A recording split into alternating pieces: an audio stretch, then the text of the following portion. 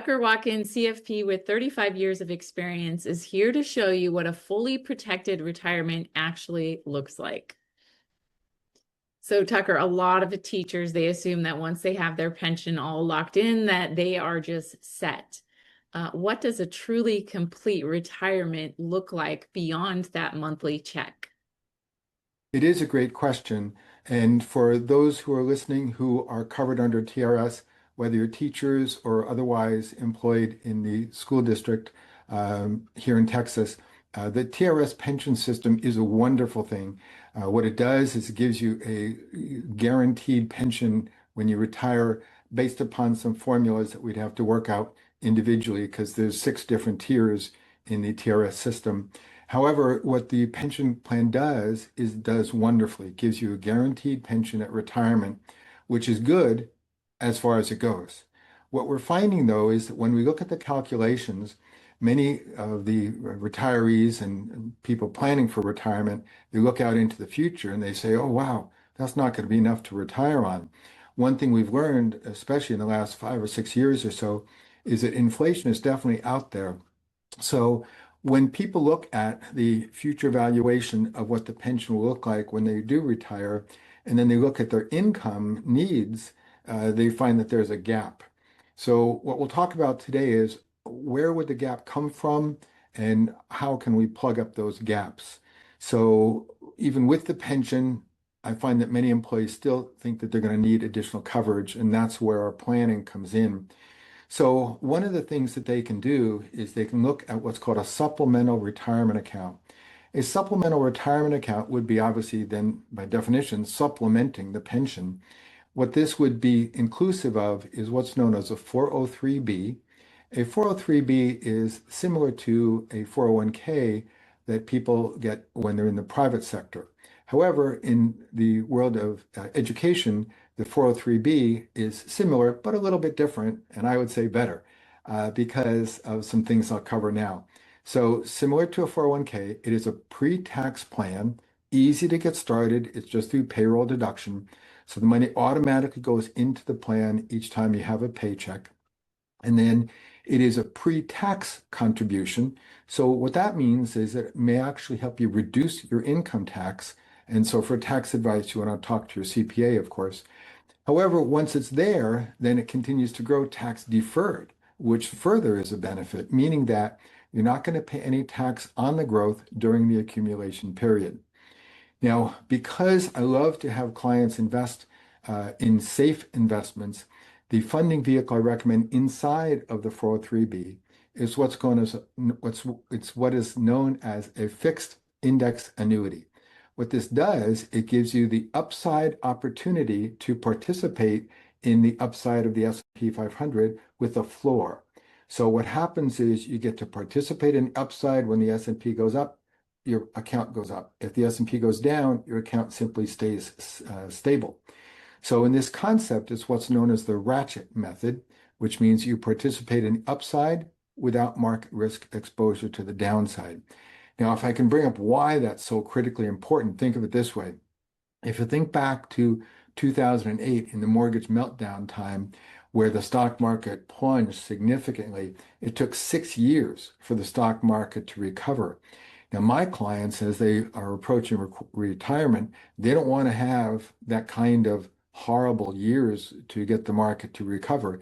They want to know that their investments are going to be secure along the way. And that's where a fixed index annuity comes in. The other thing I'll mention, a fun way to think of it is this way, that you get to participate in the gains without the pains. So it's a nice way to remember it.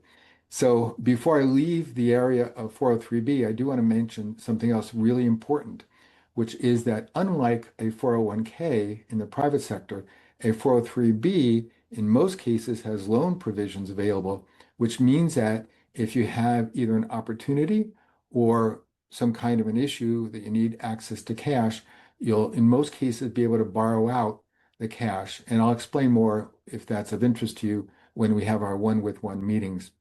So there you have it. The 403B funded with a fixed index annuity is a way that people can do a supplement to their pension to help them bridge that income gap at retirement. Yeah. Okay. So for teachers who want to protect their spouse, but also maximize their own retirement income, is there a way to do both? Yeah, good question. When my father passed away, fortunately, he had made a decision to check the box for what was called a joint annuity. When he passed away, unfortunately, he had no life insurance, and my mom got plunged into a financial downturn. But at least we had that little pension. So if my father had had life insurance in place, then he could have allowed for him to choose the higher annuity payout instead of the lower joint annuity payout. So how this pertains to people covered under TRS is that when a person is ready to retire, they check off a box indicating whether they want to have the higher annuity payout or the lower joint annuity payout. The lower joint annuity payout is to protect the surviving spouse. However, if instead of checking the joint annuity benefit for the surviving spouse, if we had had a permanent life insurance plan in place to protect the surviving spouse, then the person covered under TRS could choose the higher annuity payout, thereby maximizing her or his pension. And that's why it's called pension maximization.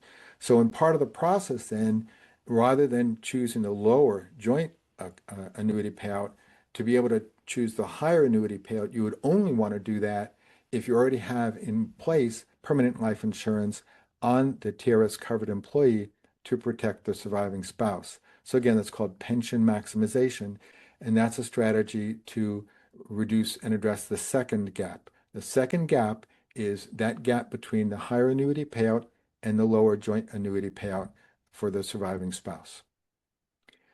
So far, we've covered two of the three gaps that might exist for a person wanting to have a complete retirement plan. So now I'm going to cover gap number three and how we can address it.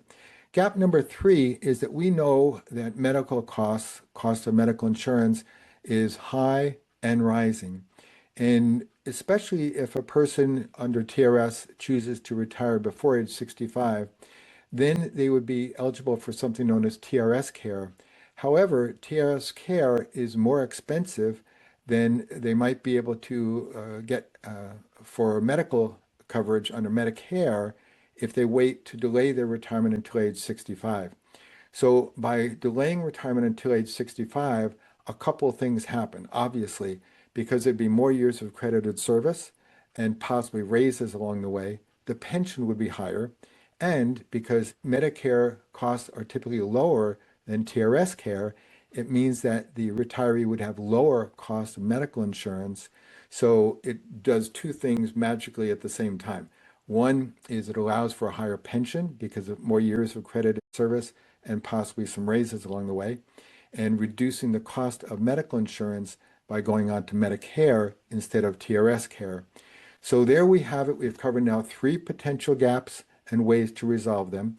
Gap number one is the spread between what you might get in a pension and what you might need in retirement through a supplemental retirement plan known as a 403b, funded with a fixed index annuity that gives you the upside opportunity to participate in the S&P 500 with no downside market risk exposure. Remember, you get to keep the gains without the pains. We talked next about that in the pension, you have an opportunity when you're planning for your future to choose whether you want a higher annuity payout or a lower joint payout to protect your spouse. And yet, if you get a permanent life insurance plan, that would allow you to still take the higher annuity payout because you've addressed spousal protection on the other way with permanent life insurance.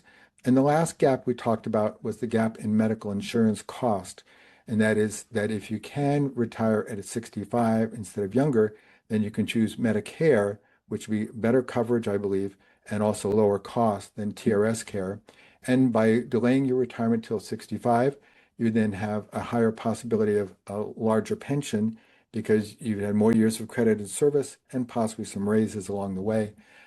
So there you have it. So those are the three potential gaps and three potential remedies to those gaps. There's so many nuances. So if you want to know what a complete retirement picture looks like for your specific situation, then go ahead and book a free 30-minute call with Tucker at tuckerwatkins.net. As you can see, these can be very complicated, and he can help and walk you through that. And also stay on this playlist, because the next video, we're going to do a deep dive into a Texas teacher retirement scenario. So you can see exactly how all of this comes together. Thanks, Tucker.